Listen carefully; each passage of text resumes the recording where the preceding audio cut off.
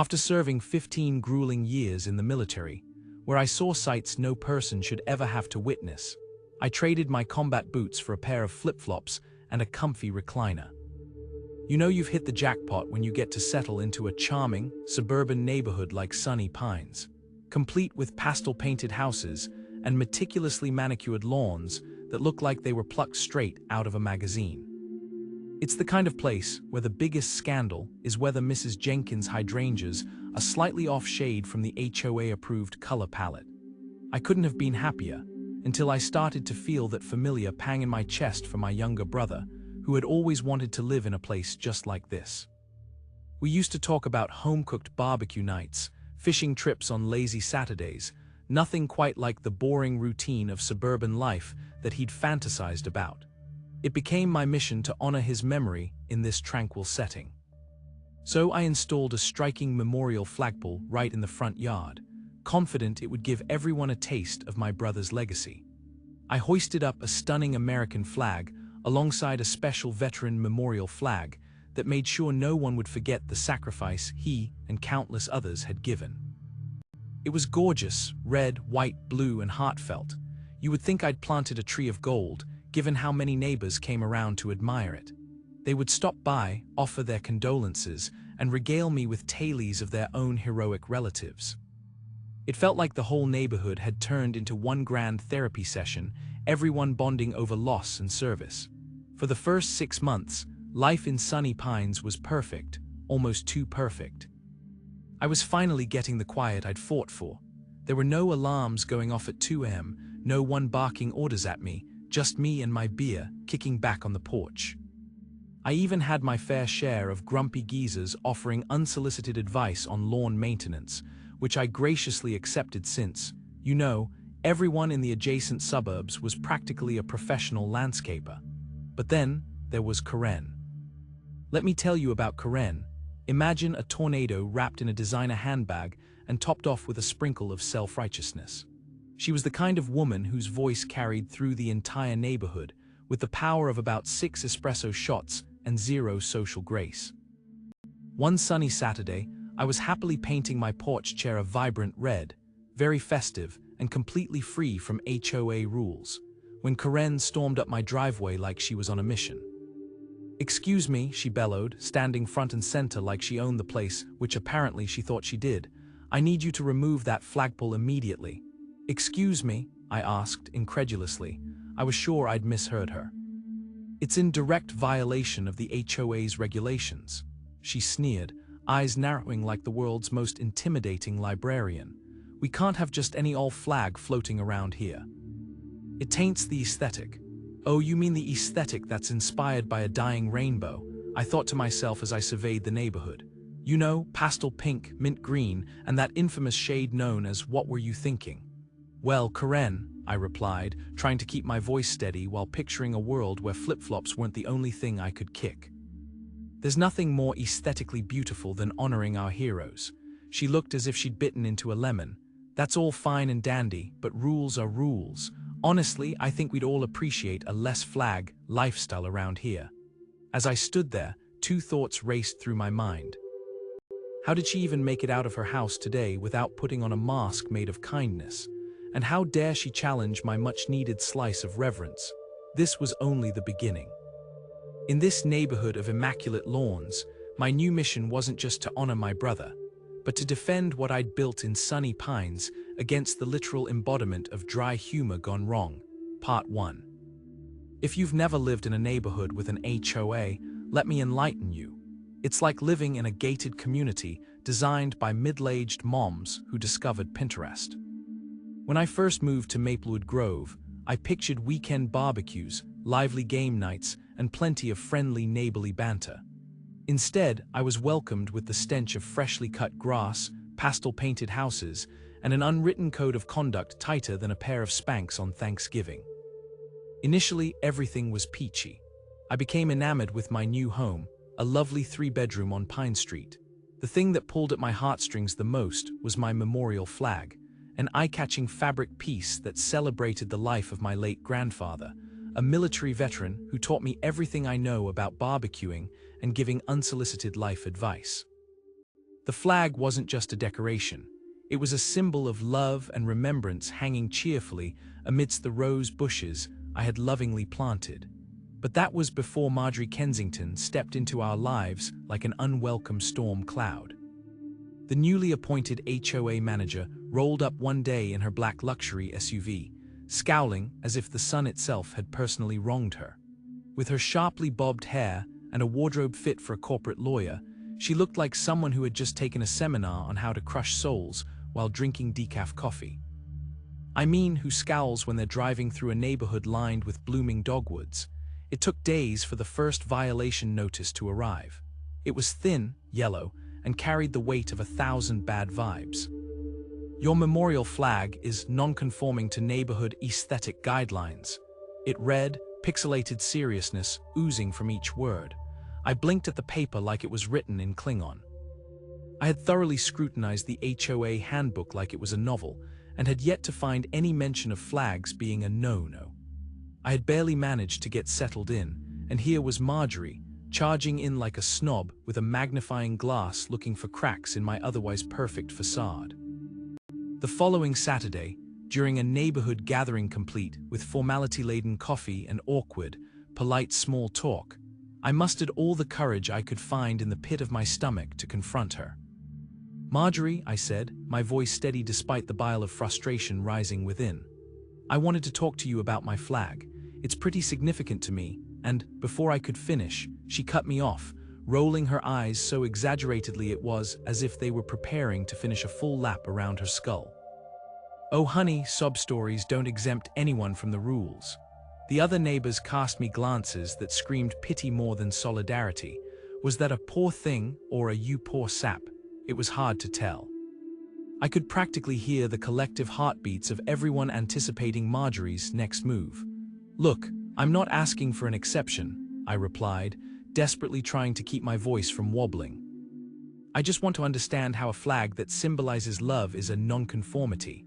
"Rules are rules," she said, her smile plastered on like it was forged in a backroom somewhere. "And for a reason. We all want to maintain our beautiful neighborhood, after all." She picked up her iced latte, took a slow sip, and then waved her hand dismissively like a royalty shooing off a mosquito. I stared at my flag fluttering in the breeze through the early autumn sun, the red and blue fabric stark against the pastel facade of my home. And just like that, the gloves were off. Month began innocently enough, the first blush of spring flooding the neighborhood with pastel-colored houses that looked straight out of a magazine ad. Tulips leaned flirtatiously towards the sun, lawns were freshly cut to their optimal golf course sheen, and in my front yard, a small yet meaningful memorial flag fluttered gently in the breeze, a nod to a loved one lost too soon. It was a simple gesture, nothing more than a flag, but oh boy, did it send the local HOA Hurricane Karen into a tailspin. Karen Thompson, just saying her name sent shivers down my spine. She was the queen of the HOA, complete with her dark sunglasses, meticulously coiffed hair, and a nose that was always out of joint. I assume she got her validation from reviewing paint colors like it was a Nobel Prize committee. And here I was, the lowly peasant challenging that throne with a flag. It started with a flicker of annoyance, the kind that exists like a low hum, tolerable but irritating. "Dear resident," her letter began in a tone dripping with faux formality that begged to be punched in the face. It contained a throbbing red notice claiming I was in violation of HOA regulations, with specific threats of a $100 fine for every day my flag dared to stand tall in defiance. I couldn't help but chuckle. No such regulation existed. It was as if a 5-year-old wielded crayons and scrawled on the official HOA letterhead. A week later, my chuckles turned into borderline hysteria. I caught her in action, paparazzi style, lurking behind a bush like a raccoon on the hunt for snacks, camera in hand.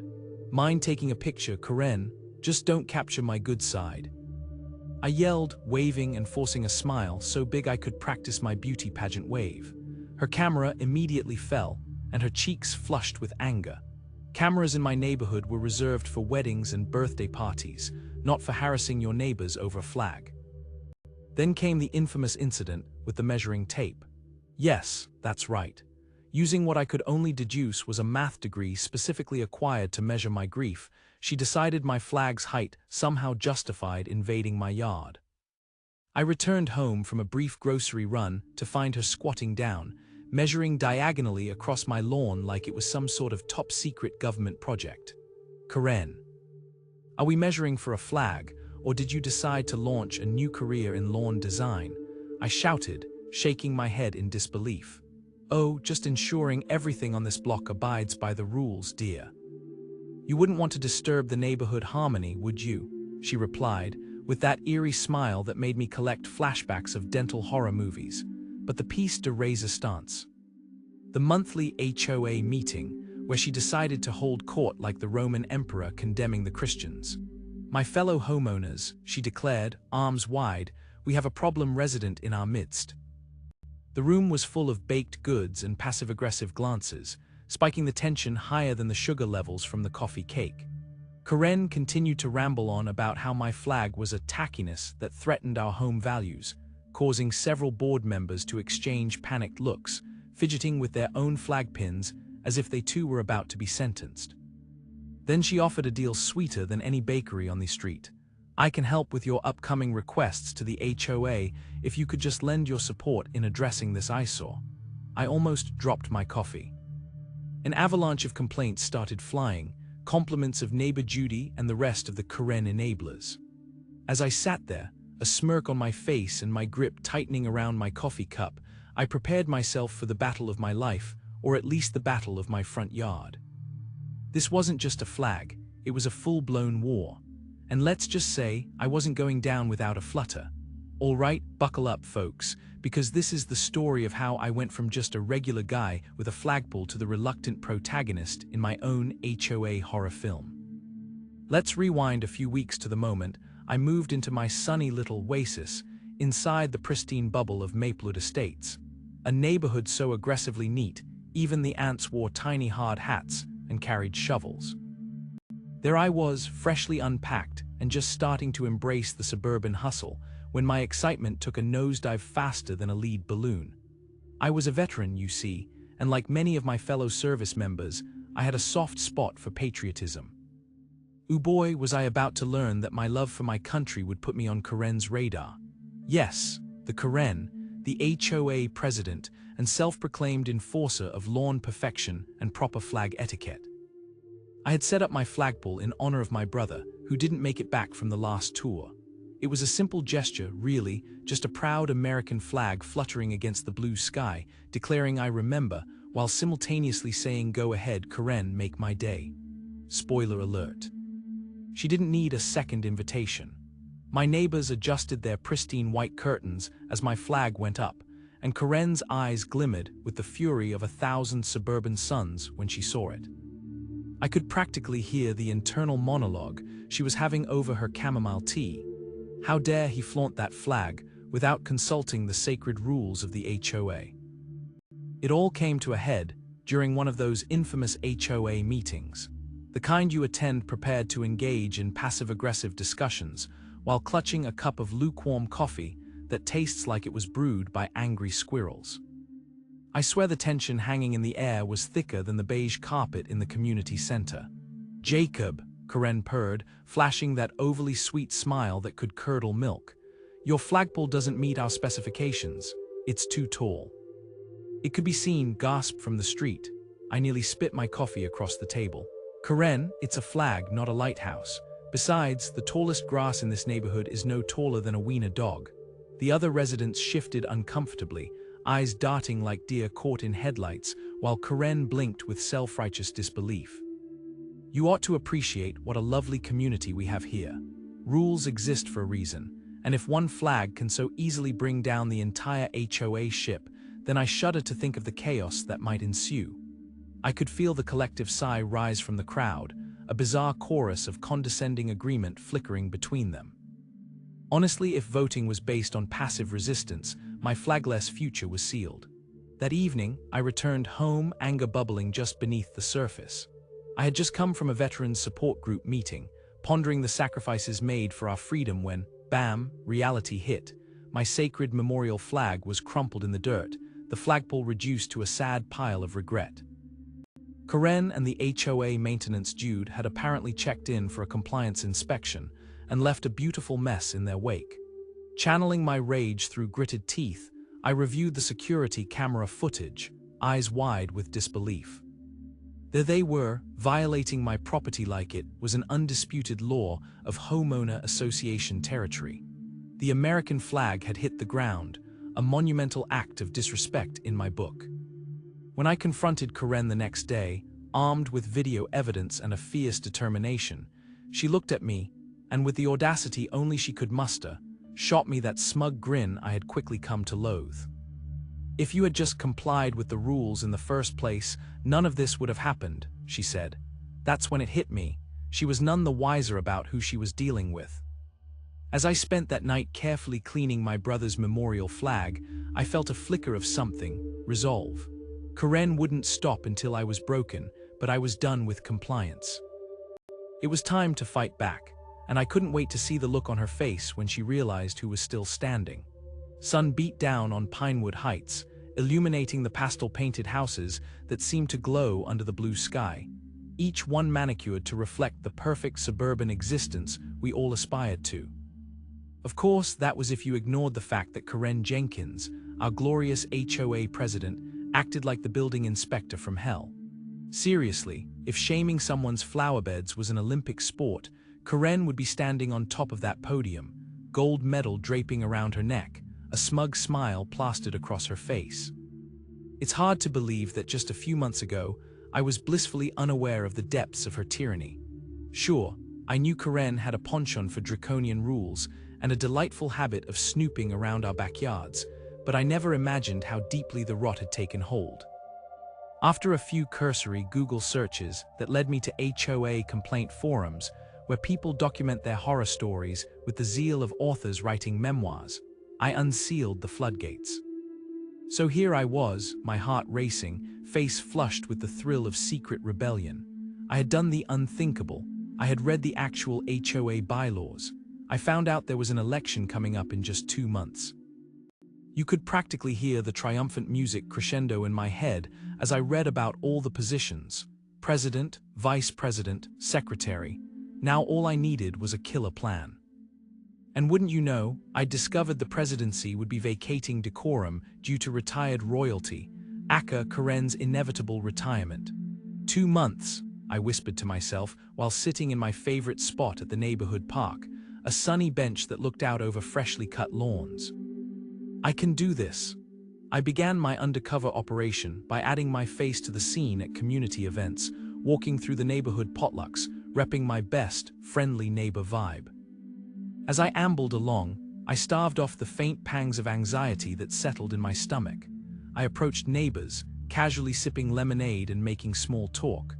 "Couldn't help but overhear you mention your horrible HOA experience," I said, feigning interest while I desperately juggled my phone and trying to order my thoughts like some kind of covert operative. "Oh honey," said Lisa, the woman with a feline-like grace and culinary skills to match. "Let me tell you, Karen threatened to fine me for my garden gnomes, not even the tacky ones. They're special. You would think I was hoarding crime in my front yard. Perfect. Lemonade and complicit gossip." I asked her if she had a spare minute, and we descended into a whirlwind of HOA horror stories, each one more absurd than the last. Apparently, Karen had developed a highly selective eye for violations, governing the neighborhood with all the benevolence of a tyrannical queen.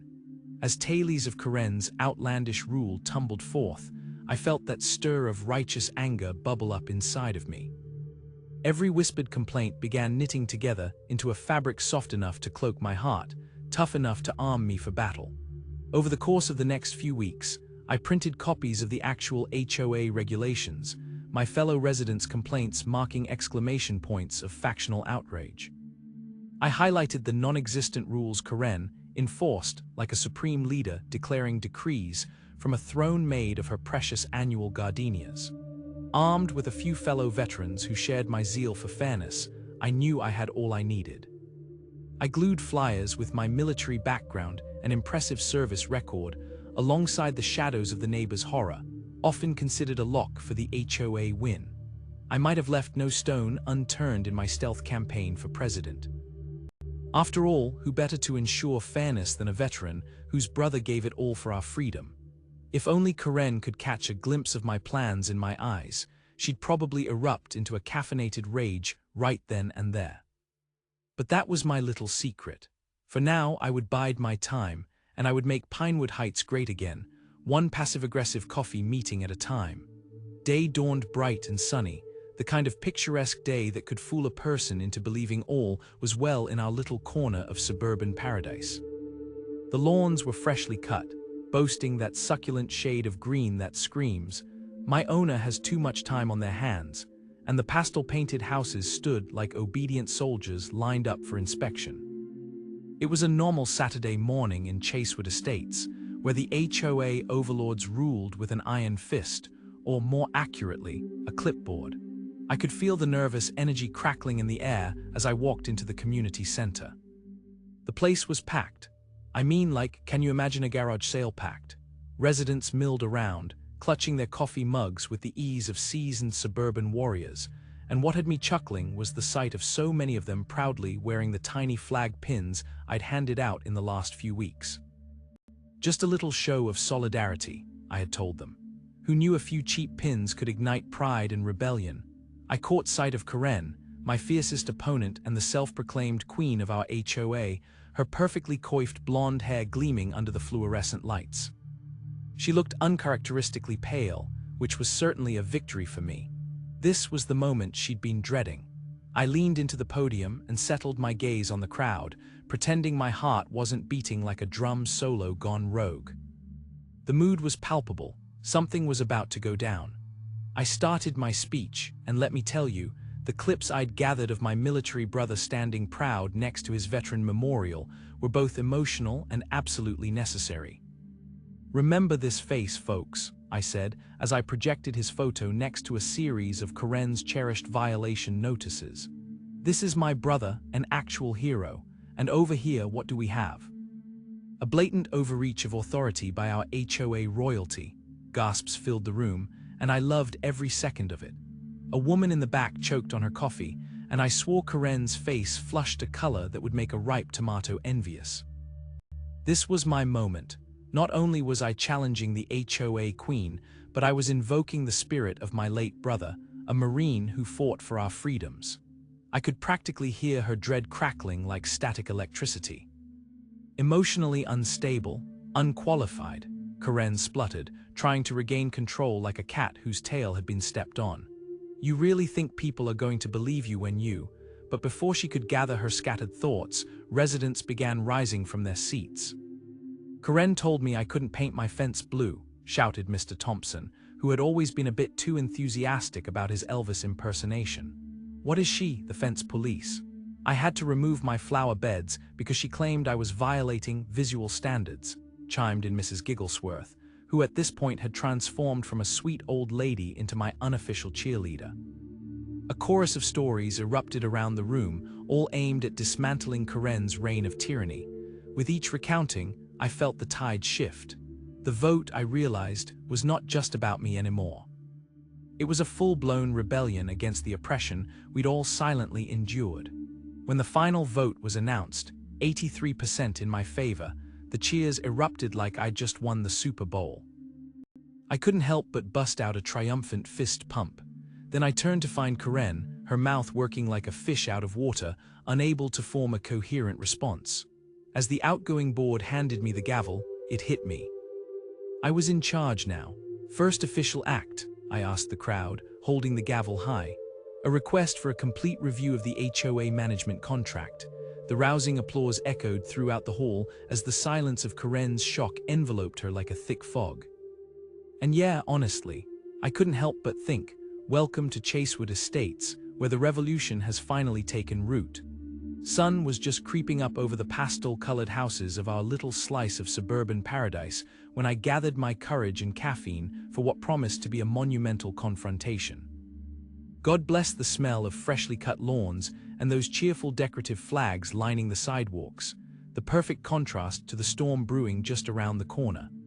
I was set to face none other than Karen, our beloved HOA manager, who'd somehow managed to turn the simplest upgrades into epic battlegrounds, complete with snarky emails and unwarranted fines. Now Karen wasn't your run-of-the-mill neighborhood busybody. She was the queen of petty grievances. I swear, if you had a slightly bent mailbox or a flag that wasn't patriotic enough for her liking, she'd be on you quicker than a squirrel on a dropped acorn. Which is why, when I got wind of the board's planned coup, I knew I had to ride this wave all the way to shore. And oh, did I have a splendid plan to see it through. Just remember, calm and professional, I whispered to myself as I peered into the HOA office, an unassuming little room cluttered with dusty old rule books and framed pictures of past board members, who looked like they might shuffle off to bingo at any moment. I had 2 board members at my side, Bob, a retired accountant with a penchant for wearing brightly colored Hawaiian shirts even in winter, and Lily, a tiny, fiery woman who could scare the paint off the walls with just a raised eyebrow. When Karen sauntered in, all chipper and full of herself, I could practically see her envisioning another round of Karen's Law, her version of HOA regulations that was decidedly more draconian. I had to bite my cheek to stop a grin from bursting forth. I could just imagine the fireworks about to ignite.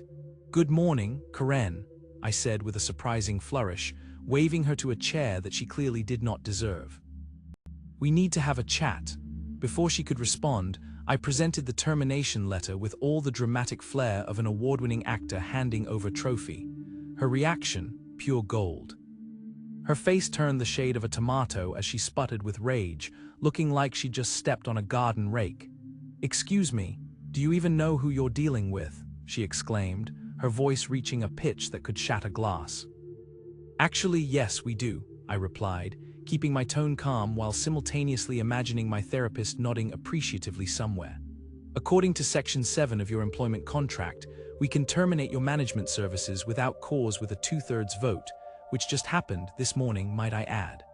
The word witch hunt popped out of her mouth like a long-lost friend. What dramatic flair! I half expected her to pull out a broomstick and ride off into the sunset. She went off about lawsuits and how I was trying to destroy her reputation.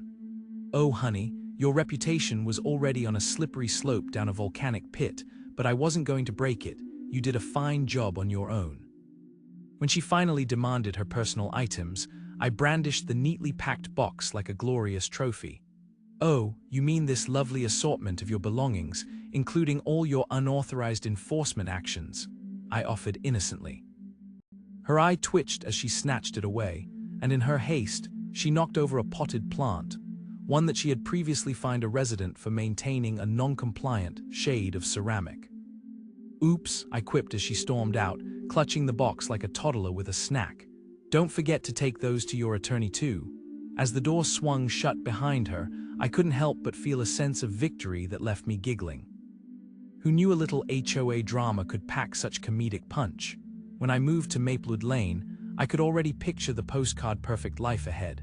Pastel-colored houses, freshly cut lawns, and neighbors waving cheerfully at each other while sipping lemonade on their porches. I envisioned weekend barbecues, friendly chat over fences, and maybe even the occasional bake sale. What I didn't factor into my idyllic suburban daydream was a Karen, a full-fledged, entitled HOA nightmare named Karen. You see, HOA in our neighborhood was short for Hellbound Overzealous Administrator, thanks to Karen, who wielded her power like a knight wielding a sword, fearlessly, and with far too much swagger. She fancied herself the neighborhood queen, and we were all just her loyal subjects, expected to bow and conform to her every whimsical rule. First on her agenda, banning anything that smacked of patriotism, like flags, eagles, and, God forbid, anything red, white, and blue. I'd never encountered someone who could take the joy out of displaying a flag with such precision before. The atmosphere was heavy with tension, and it felt like an existential crisis each time I drove down our street. Instead of the cheerful waves, I was greeted by suspicious glances. I'll never forget the day I was putting up my new flag, my brother's flag, a tribute to his service, when Karen marched over, hands on hips, like she was ready to duel me at dawn. "Excuse me, but that flag is certainly not in accordance with our HOA guidelines," she declared with a saccharine smile that could freeze boiling water. We've developed a standard that prefers neutral decor to foster a peaceful atmosphere. I couldn't help but roll my eyes. Neutral? You mean like the color of hospital walls? Karen didn't seem to get my sarcasm. Instead, she puffed up like a pufferfish and launched into a tirade about how divisive my display was, as if showing respect for fallen heroes could cause a schism in our tightly knit community. Of course, my neighbors were too terrified to speak up, even as I valiantly defended my right to fly my brother's flag. Karen, in her unrivaled resourcefulness, threatened to call for a vote to impose even stricter guidelines if everyone didn't toe the line. I was certain I could hear the sound of hearts quaking behind closed doors, but I was done cowering in silence. I rallied the troops, equipped myself with some witty comebacks, and drew up a proposal to reform our HOA. We held meetings over lukewarm coffee and some dubious-looking pastries, an HOA mandatory bake sale tradition, I suppose, where the whispers of solidarity began to grow louder. After weeks of passive-aggressive exchanges over lawn care violations and shrub heights, we finally established a new set of HOA guidelines that protected our rights to patriotic displays. Who knew we'd turn into a sassy, civil rights-fighting neighborhood? Karen wasn't thrilled, to say the least. And it didn't help that the tipping point was the annual Neighborhood Veterans Appreciation Day we decided to organize, complete with a larger flag raising in the park, honoring every service member, including my brother. I could practically hear Karen's head exploding from a mile away. By the time the day came, the park was filled with neighbors, flags waving like jubilant soldiers falling in line behind our cause. Karen drove by, watching from her car, and I could practically see the smoke billowing from her ears as she saw us celebrating under the very flag she had sought to remove. It was instead a banner of unity and respect, and as I gazed at the sea of smiling faces around me, I knew we'd finally turned the tide against Karen's negativity. The sweet sound of community friendship echoed, louder than her misguided claims.